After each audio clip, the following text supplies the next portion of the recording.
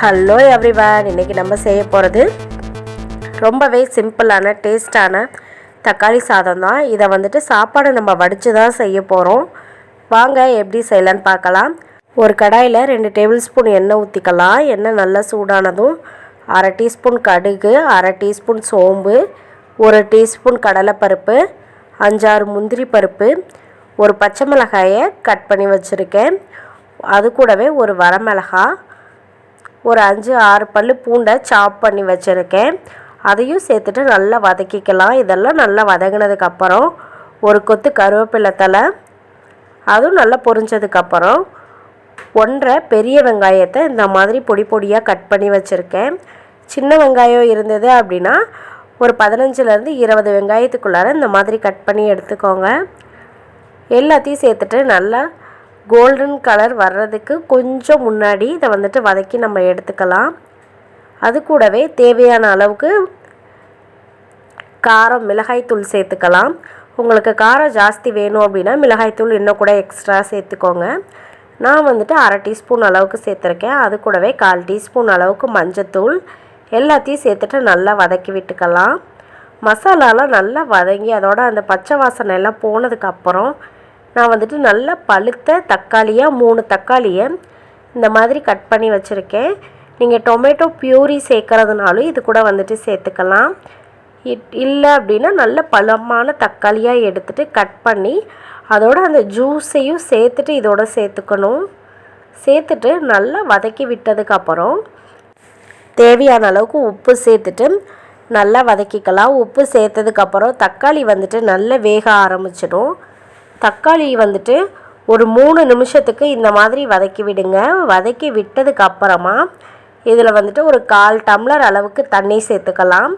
தண்ணி சேர்க்கும் போது அந்த பூண்டு, வெங்காயம், தக்காளி எல்லாம் நல்லா வெந்து நமக்கு நல்லா மசிஞ்சு போயிட்டு வெந்து வந்துடும். நல்லா இதை வந்துட்டு மேஷாக குக் பண்ணோம் அப்படின்னா தான் அந்த தக்காளி சாதத்தோட டேஸ்ட் வந்துட்டு ரொம்பவே சூப்பராக இருக்கும்.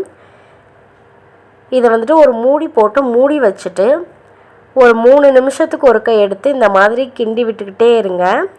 இது வந்துட்டு குறைஞ்சது ஒரு 7-8 நிமிஷம் வரலையும் நல்லா வேகணும்.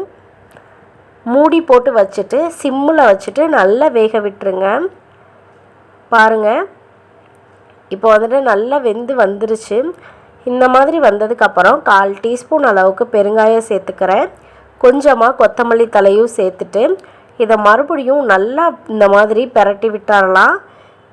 அதில் தண்ணி வந்துட்டு கொஞ்சம் கூட இருக்கக்கூடாது. நல்லா சேர்த்து இந்த மாதிரி கிளறி விட்டுருங்க. நீங்கள் வந்துட்டு தண்ணி வந்துட்டு இருந்தது அப்படின்னா சாப்பாடு செஞ்சு வச்சுட்டு ஒரு 5 மணி நேரத்துலேயே சாப்பாடு வந்துட்டு தண்ணி விட்ட மாதிரி ஆகிடும். அதனால் தண்ணி இல்லாமல் நல்லா ட்ரையாக வந்துட்டு அந்த ஆயிலெலாம் வெளியே வர அளவுக்கு நம்ம இதை வந்துட்டு வதக்கி எடுத்துக்கணும்.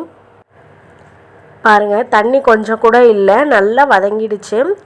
இதை எடுத்து இப்போ நம்ம வந்துட்டு ஆற வச்சுக்கலாம். இது ஆறினதுக்கப்புறமா இது கூட வடித்து வச்சுருக்க சாப்பாடு சேர்த்துட்டு நம்ம கிண்ட போகிறோம்.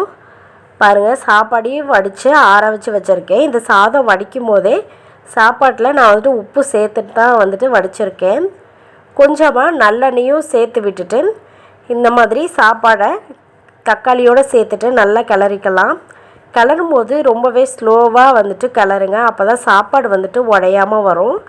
நம்ம ஊரில் இருக்க அந்த பொன்னி அரிசி, பச்சை அரிசியில் அந்த தக்காளி சாதம் செஞ்சாச்சு அப்படின்னா ரொம்பவே டேஸ்ட்டாக சூப்பராக இருக்கும்.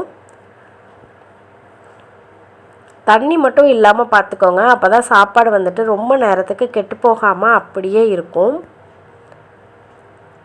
சூப்பரான நமக்கு டொமேட்டோ ரைஸ் வந்துட்டு ரெடி ஆகிடுச்சு. நீங்களும் இதை வந்துட்டு ட்ரை பண்ணி பாருங்கள். நான் செஞ்சது உங்களுக்கு பிடிச்சிருந்தது அப்படின்னா என்னோடய சேனலுக்கு சப்ஸ்கிரைப் பண்ணுங்கள், லைக் பண்ணுங்கள், ஷேர் பண்ணுங்கள். மறக்காமல் பக்கத்தில் இருக்க பெல் ஐக்கானையும் கிளிக் பண்ணுங்கள். தேங்க்யூ.